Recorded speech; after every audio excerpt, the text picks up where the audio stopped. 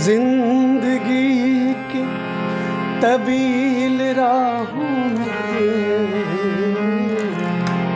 लोग मिलते हैं छूट जाते हैं।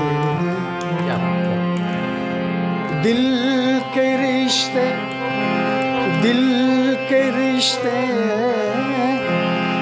अजीब रिश्ते हैं। दिल के रिश्ते अजीब रिश्ते हैं। सांस लेने से टूट जाते हैं। सांस लेना भी सजा लगता है। सांस लेना भी सजा लगता है। अब तो मरना भी रवा लगता है।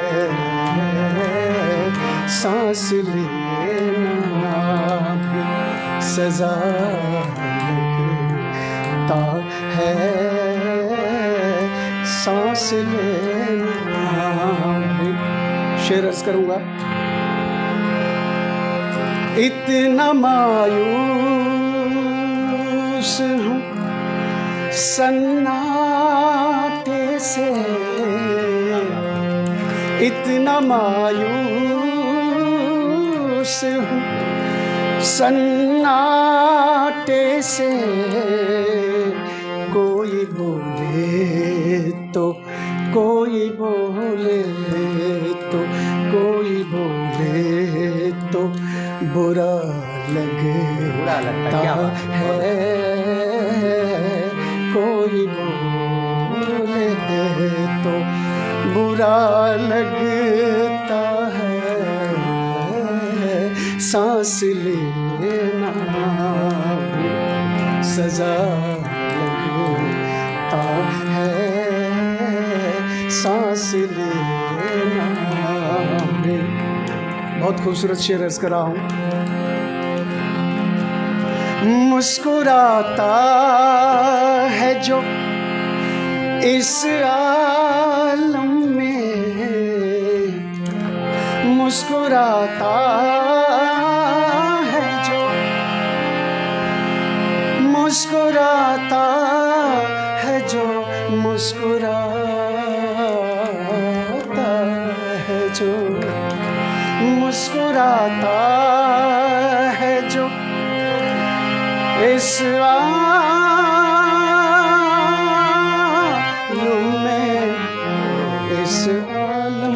में मुस्कुराता है जो इस आलम में।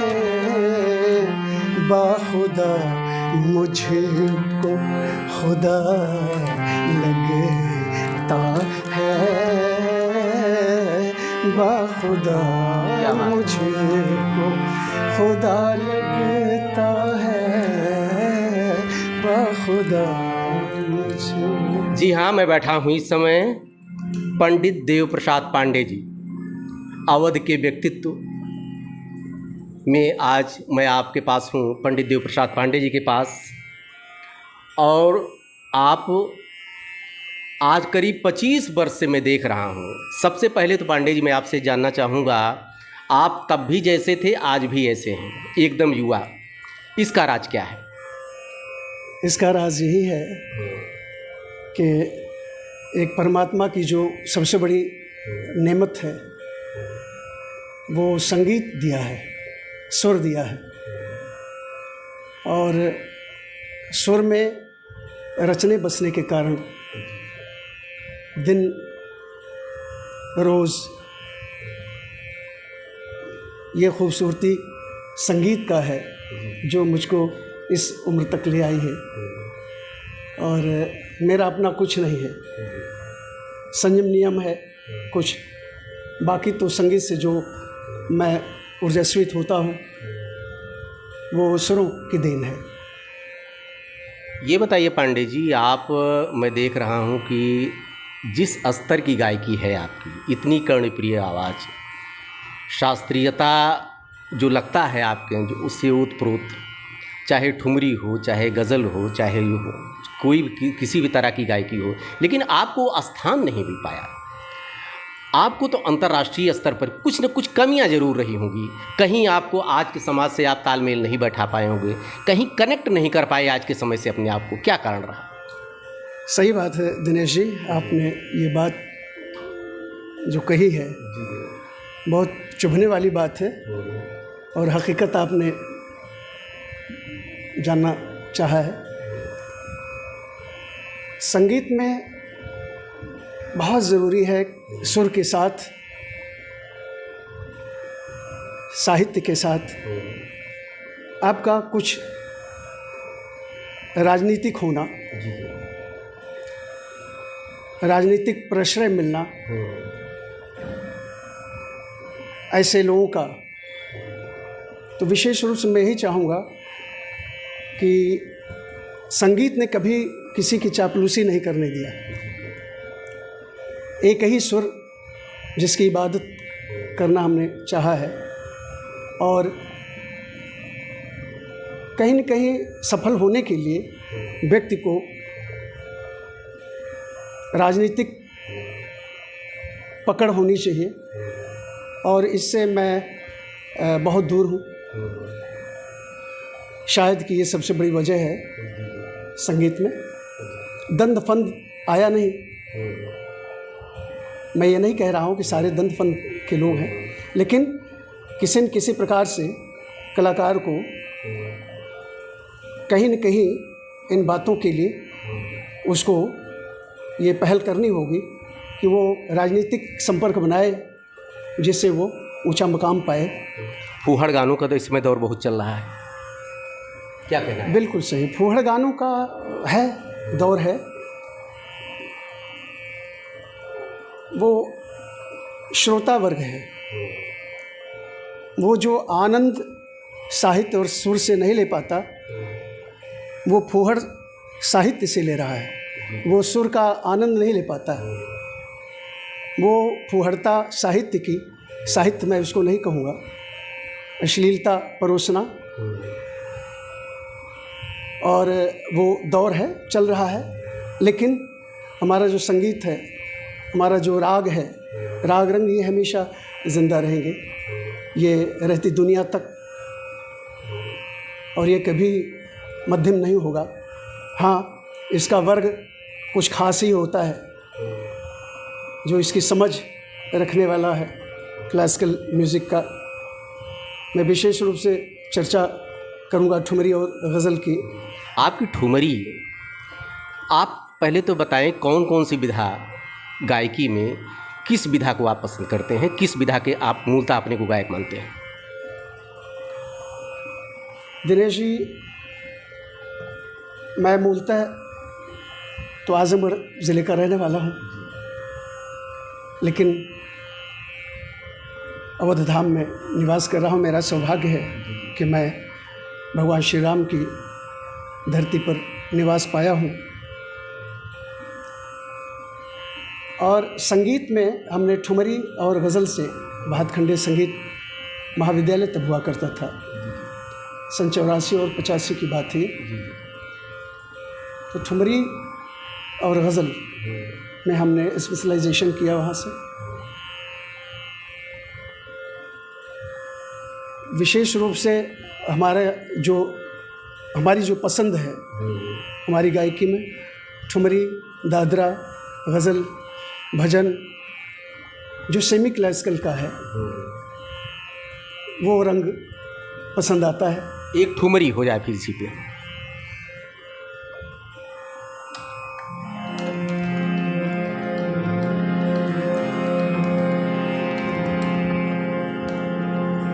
ठुमरी में बोल शब्द कम होते हैं, स्थायी और एक अंतरा होता है, उसी को विभिन्न स्वर समूहों द्वारा हम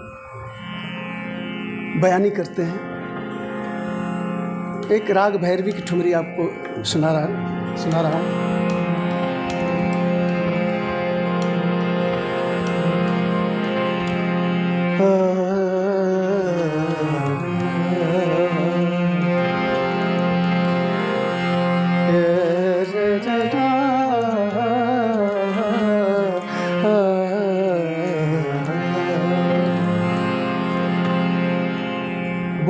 आजा संवरिया तोहे गरवा लगा क्या लूं, बात है, क्या बहुत बहुत आजा संवरिया तोहे गरवा लगा लूं, रस के भरे तोरे नैन। बहुत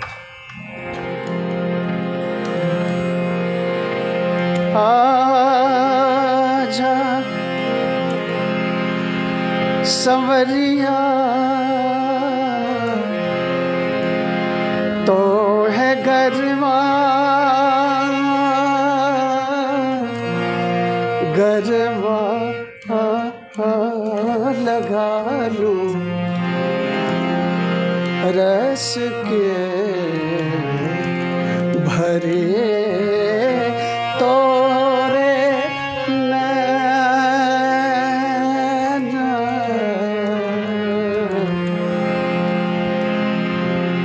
आजा सांवरिया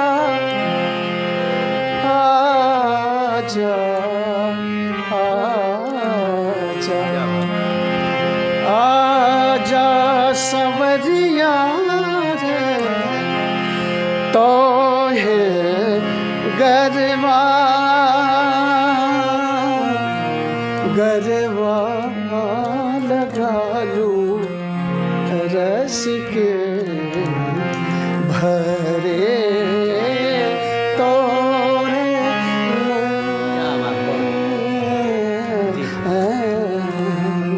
अंतरा में अभी तो घंटों गाई जा सकती है ठुमरी, समय इस की पाबंदी है, तो मैं अंतरा प्रस्तुत करूँगा।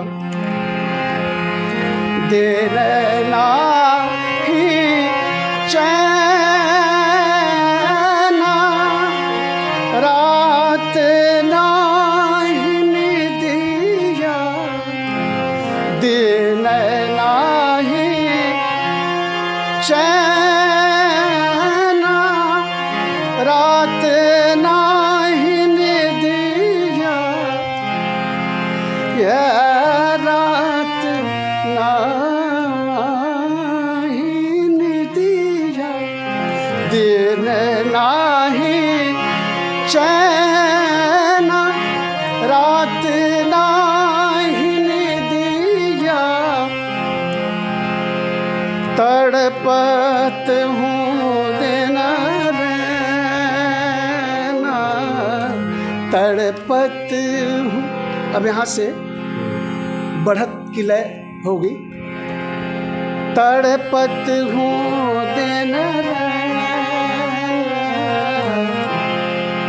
तड़पत हूँ दिन रैना, रस के भरे तोरे नैना, रस के भरे तोरे नैना, रस के भरे तोरे नैना, रस के भरे तोरे नैना, रस के भरे तोरे नैना, रस के भरे तोरे नैना, रस के भरे तोरे नैना, रस के भरे तोरे नैना, भरे तोरे नैना, भरे तोरे नैना। क्या बात, बहुत अच्छा बहुत अच्छा। एक चीज़ और जानना चाहेंगे भैया पंडित जी कि गायकी दो तरह से लोगों के अंदर आती है, कोई भी संगीत। एक तो संगीत डीएनए में होता है, ये एक होता है आदमी वातावरण से उसके अंदर संगीत आता है। क्या आपको प्रेरणा कहाँ से मिली, ये मैं जानना चाहता हूँ। प्रेरणा दिनेश जी, मेरे घर का वातावरण सांगीतिक और साहित्यिक रहा है। मेरे पिताजी स्वयं अच्छे संगीतज्ञों में से थे। मेरी माँ की मेरी माँ का जो स्वर है, मैं बचपन में माँ के गायन से रो देता था। तो मुझको उस वक्त पता नहीं होता था, बाद में मैं उसका अनुभव मुझे आया कि माँ के कंठ में जो अनुराग था, जो एक कशिश थी विशेष रूप से, वो चीज़ मुझे आकर्षित की प्रभावित की। और संगीतविक सितारी बाबा जी हमारे यहाँ आया करते थे बचपन में। पिताजी की संगत होती थी साथ में, सितार से, पिताजी तबले से संगत करते थे। और इसमें और बढ़ोतरी हुई। हमारे पास में कैफ़ी आज़मी साहब का गांव है, मिजवा गांव, तो उससे मैं बहुत मुतासिर हुआ, बहुत प्रभावित हुआ। उनसे मिला, हमारे एक मित्र थे, उन्होंने मुलाकात करवाई। तो ये सारे वातावरण और संगीत की तरफ जो रुझान हुई वो पैतृक रूप से मुझे विरासत मिली है। फिर उसमें बढ़ोतरी होने के लिए तमाम लोगों का इसमें सहयोग रहा है। हमारे भाई परम मित्र भाई धर्मकिशोर सिंह जी का बड़ा सहयोग रहा है, बड़ा स्नेह रहा है। भाई ओम प्रकाश सिंह जी, उनका स्नेह रहा है। और गज़लों की तरफ मैं प्रभावित हुआ कैफ़ी आज़मी साहब की तरफ से। तो उनकी कुछ नज़में हमने गाई हैं जो मेरे ही पास हैं। और स्पेशली उन्होंने लिखा था जब उनके गांव मिजवा में कैफ़ी आज़मी प्राइमरी पाठशाला का शिलान्यास था। ये सन 1985 की बात है, 85 की। मैं भातखंडे में पढ़ रहा था। कैफ़ी साहब आते थे गुलमर्ग में, अमीनाबाद में रुका करते थे, मुझसे भी मुलाकात होती थी। शबाना आज़मी और शौकत आज़मी, कैफ़ी आज़मी साहब की बीवी। तो इन लोगों से जो परिवेश मिला, माहौल मिला, वो वातावरण मुझे संगीत के लिए उपयुक्त। एक चीज़ आप बता दीजिए, चाहे आप ठुमरी के गायक हों, दादरा के गायक हों या गज़ल के गायक हों, ये तो आपकी अपना मतलब परिवेश या आपने सीखा, लेकिन एक लोक गायकी है वो आपके डीएनए में होती है। आप आज़मगढ़ से हैं, जुड़े हैं, इस समय अयोध्या में हैं। लोक गायकी तो आपके ब्लड में है, रक्त में है, उसको सीखने की ज़रूरत नहीं। तो हम चाहेंगे एक लोकगीत आप सुनाएं। बहुत अच्छा प्रश्न किया है। हमारी भोजपुरी, मैं ख़ास तौर से भोजपुरी क्षेत्र का रहने वाला हूँ। अवध क्षेत्र में अवधी गीत भी गाता हूँ, लेकिन भोजपुरी हमारे जो रग रग में बसी हुई है, तो उसके लिए मैं राही साहब तारकेश्वर प्रसाद मिश्र जी हैं, उनकी एक रचना है जिसको मैं बहुत गाता हूँ। आपने भी बहुत काफ़ी इस गीत को बहुत पहले, आज के 20-25 वर्ष बहुत सराहा है। तो मैं उस गीत को प्रस्तुत करूँगा।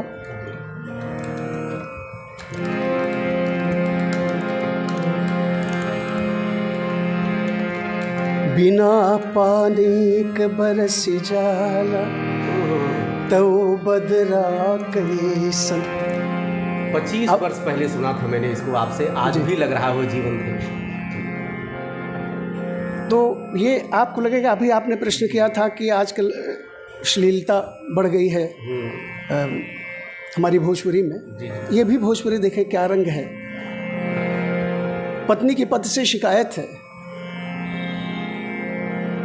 हर बात पत्नी पति से ये शेयर करती है। थोड़ा समय मिला है, पति बाहर से आया है, थोड़ी देर बैठा, अभी बाहर उसको निकलना है अपनी जीविका उपार्जन के लिए।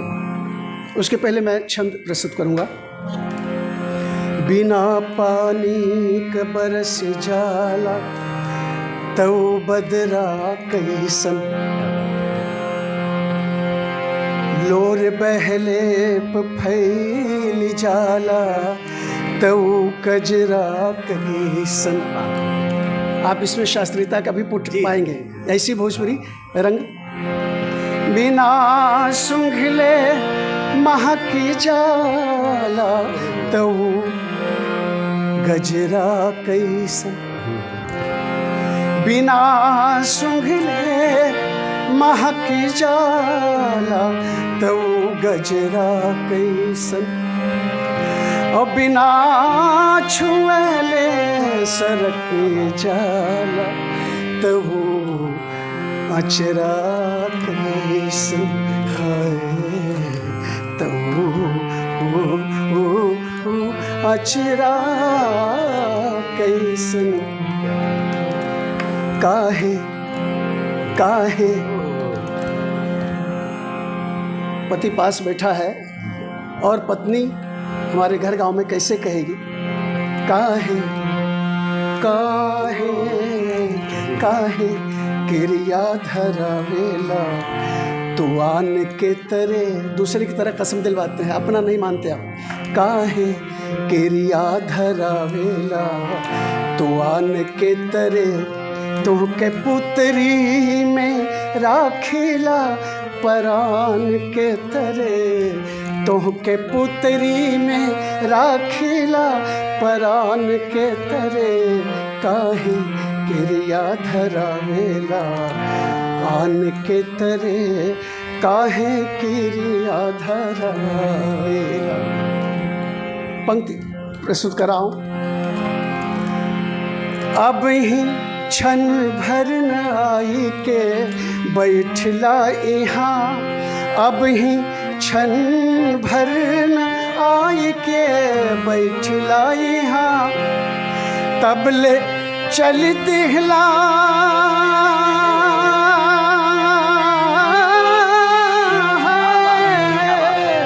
तबले चल दिहला दुजिया के चान के तरे काहे किरिया धरावेला तो आन के तरे।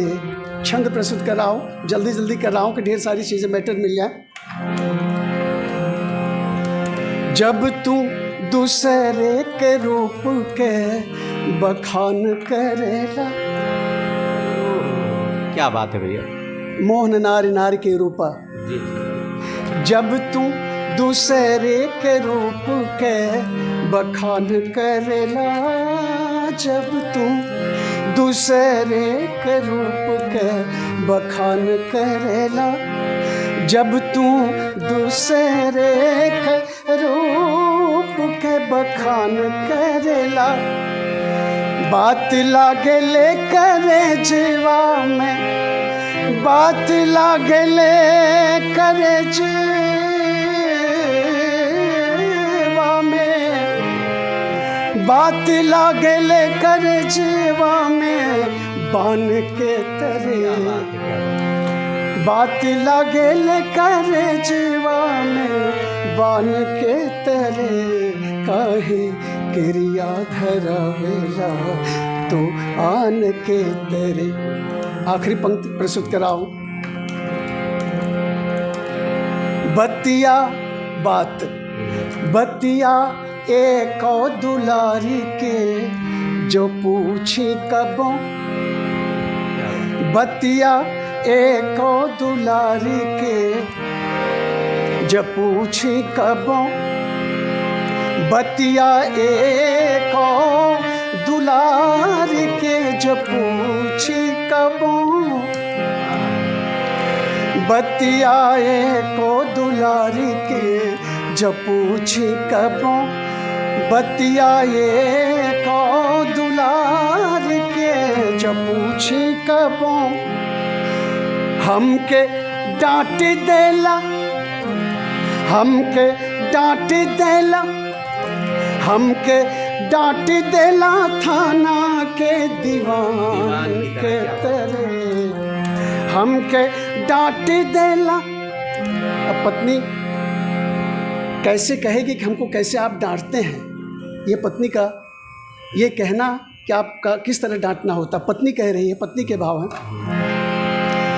हमके डांट देला, हमके डांट देला, हाँ हमके डांट देला, हाज सैया डांट देला, हाँ बलमा डांट देला है जी सैया डांट देला, हाँ रजऊ डांट देला, हाँ हमके डांट देला थाना के दीवान के तरे काहे क्रिया धरावेला तू आन के तरे तोहके पुत्री में राखीला परान के तरे काहे क्रिया धरावेला तू आन के तरे आन के तरे आन के तरे। पंडित जी एक चीज़ और आप अभी खुद कह रहे थे कि मैं श्री कैफी आज़मी जी से प्रभावित हूँ, आज़मगढ़ का रहने वाला हूँ और कैफी आज़मी जी साहब से प्रभावित हैं, आज़मगढ़ के हैं, तो गज़ल ना हो अगर तो कुछ बात ही न बने। इसलिए मैं चाहूँगा अंत में एक छोटी सी गज़ल आपके मुख से सुना दीजिए, एक गज़ल हो जाए।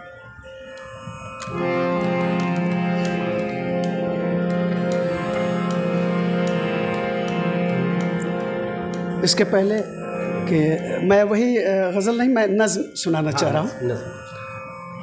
वो भी गज़ल ही है। हाँ नहीं, गज़ल और नज़्म। अच्छा, गज़ल और नज़्म में अंतर क्या हो, अभी आप डिफाइन कर दीजिए। बहुत सही आपने प्रश्न किया है। गज़ल में एक शेर मुकम्मल पूरी अपनी दास्तान होता है, एक शेर पूरी बयानी हो जाती है उसकी। दूसरा शेर हमने पढ़ा, वो अपने में नई दास्तान लेके आता है। नज़्म में एक सीक्वेंस है उसका, एक सब्जेक्ट होता है, उसी सब्जेक्ट पर हम केंद्रित करते हैं तो उसको हम नज़्म कहते हैं। तो मैं 85 में जो रचना कैफी साहब ने हमको दी थी तो उसको मैं सुनाना चाह रहा हूँ आपको। मतलब 85 में दी थी, आज आपको देख लीजिए आप 25 के लग रहे हैं। अब इसके बाद आप शुरू कीजिए। शुक्रिया बहुत बहुत।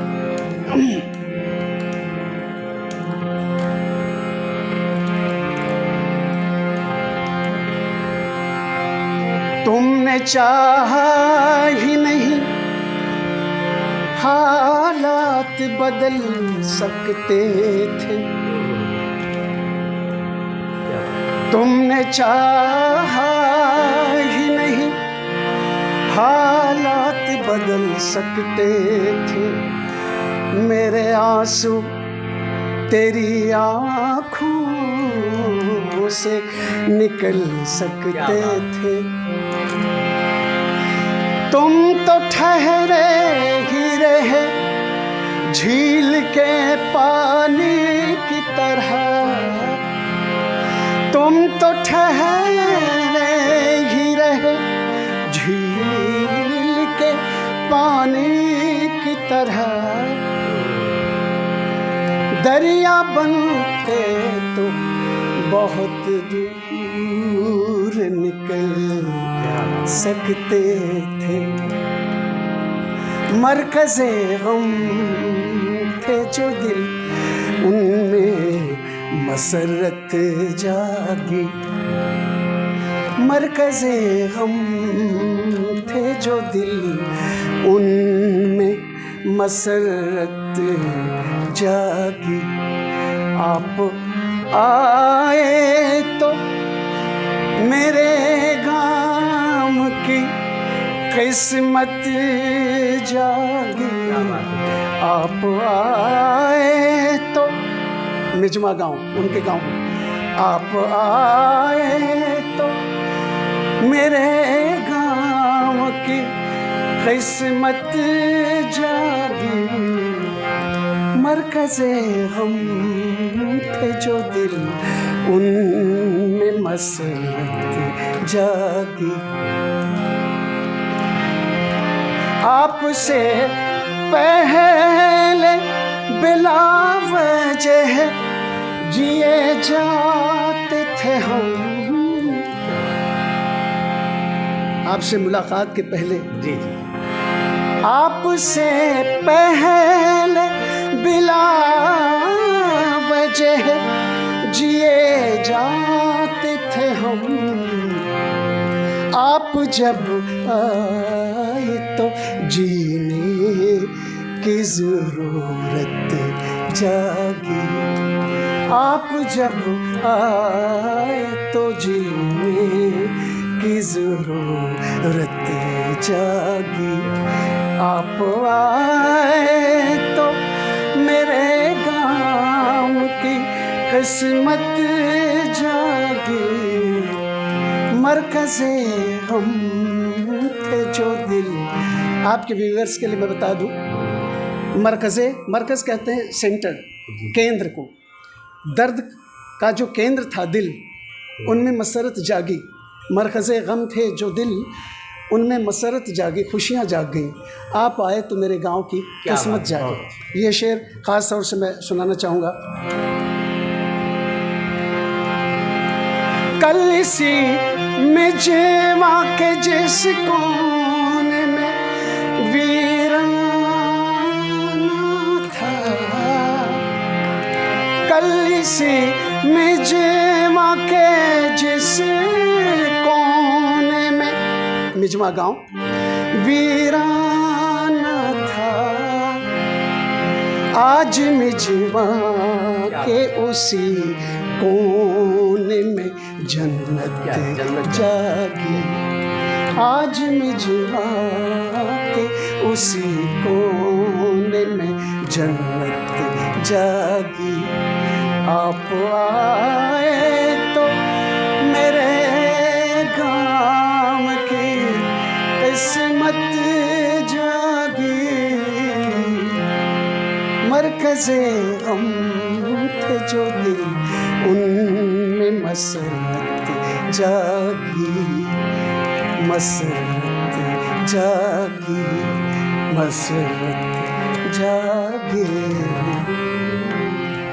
ये थे पंडित देव प्रसाद पांडे जी, जिन्होंने कभी चरण वंदना नहीं की, किसी राजनीतिक मंच पर नहीं गए, कड़े शब्दों में सुनने की चाटुकारिता नहीं की। आपको अंतर्राष्ट्रीय स्तर पे होना चाहिए, लेकिन ईमानदारी से इन्होंने स्वीकार किया कि ये गुण मेरे अंदर में नहीं था, इसलिए आज यहाँ पर हैं। आज अंत में एक प्रश्न आपसे करेंगे कि आज आप ठुमरी दादरा गज़ल, मतलब ये आपका वेश है, न्यू है, तभी आपके अंदर ये गायकी में इतनी संवेदना है। आजकल बच्चे जो निकल रहे हैं, शास्त्रीयता नहीं जानना सीखना चाहते, वो सीधे शॉर्टकट अपनाना चाहते हैं, इसलिए उनके अंदर संवेदना नहीं है। व्यूअर तो ले लेते हैं, हो सकता सफल भी हो जाए चरण वंदना राजनीतिक मंचों पर आकर फूहड़पन से। उनके लिए आप क्या मैसेज, वो क्या करें, उनके लिए एक मैसेज आप दे दीजिए। आज के परिवेश में दिनेश जी, ये प्रश्न ही बहुत प्रासंगिक है। संगीत जो है इबादत है। जब आप इबादत करते हैं तो उसमें पूरी निष्ठा होती है, समर्पण होता है। और आज के जो सीखने वाले बच्चे हैं, उनके अंदर क्षमता तो बहुत है, बहुत कुछ कर गुजरते हैं, करने की उनके अंदर प्रबल इच्छा है, लेकिन धैर्य नहीं है। आज का परिवेश बहुत जल्दी वो हल्के फुल्के गाने गा करके वो प्रसिद्धि पाना चाहते हैं, बग़ैर आधार मजबूत किए, बग़ैर संगीत का धरातल बनाए, लय और सुर को समझे बग़ैर, तो ये शॉर्टकट नहीं है। और जैसा कि आपने शुरू में हमसे चर्चा के दौरान आपने बात कही कि वो संगीत तो फिर वही है कि संगीत है शक्ति ईश्वर की, हर सुर में बसे हैं राम, रागी जो सुनाए रागिनी, रोगी को मिले आराम। तो रागी का उस स्तर पे पहुंचना, उस मकाम पे पहुंचना, तो ये जो रागी हैं, राग में जब तक अनुराग नहीं होगा, जब तक स्वरों में वेदना के स्वर नहीं होंगे, कशिश नहीं होगी, तब तक हल्के फुल्के गाने गा करके आप प्रसिद्धि नहीं पा सकते हो। फिर अपनापन चाहिए। आप सुने सबको, लेकिन अपनापन आप निखारें। और आप सृष्टि की अनुपम रचना है, इकलौते हैं आप, आपका कोई स्थान नहीं ले सकता। मैं व्यूअर्स के लिए बता रहा हूँ, जो स्टूडेंट्स, मैं भी स्टूडेंट हूँ, मैं भी सीख रहा हूँ, और ताउम्र परमात्मा से याचना करता हूँ कि मैं शिष्य ही बना रहा हूँ। तो मैं यही कहूँगा कि धैर्य की आवश्यकता है, और इसमें समय लगता है और उन स्वरों को समझने की ज़रूरत है, उन वेदनाओं को समझने की ज़रूरत है जो स्वर में निहित हैं। आपकापन उसमें झलकना चाहिए। धैर्य दें और प्रयास करें, अभ्यास करें, सही गुरु से सीखें तो आगे भविष्य उनका निखरेगा, बनेगा। उनके लिए ही मेरी शुभकामना है। बहुत बहुत धन्यवाद। जैसा कि आपने देखा कि संगीत एक रोगों का उपचार भी है, पंडित जी ने बताया, और अर्थ तो आप कमा सकते हैं, शॉर्टकट से सफलता तो आप पा सकते हैं, लेकिन अगर आपने शास्त्रीयता नहीं सीखी, आपके अंदर संवेदना नहीं आई, तो आप संगीत से वंचित रह जाएंगे, सही उद्देश्य को आप नहीं प्राप्त करेंगे। पंडित जी, ढेर सारी शुभकामना आपको मेरी तरफ से, मेरे चैनल की तरफ से, हमारे चैनल की तरफ से। आपने हमको समय दिया, इसके लिए ढेर सारी शुभकामनाएं। धन्यवाद दिनेश जी। आपका विशेष रूप से धन्यवाद मैं करूँगा कि आप संगीत से जुड़े हुए हैं। आपने भी बहुत संगीत के बारे में जानना चाहा है और आपकी उस जो अभिप्सा है, संगीत की वो प्यास है, उसकी भी बहुत कद्र करता हूँ। बहुत बहुत धन्यवाद आपका।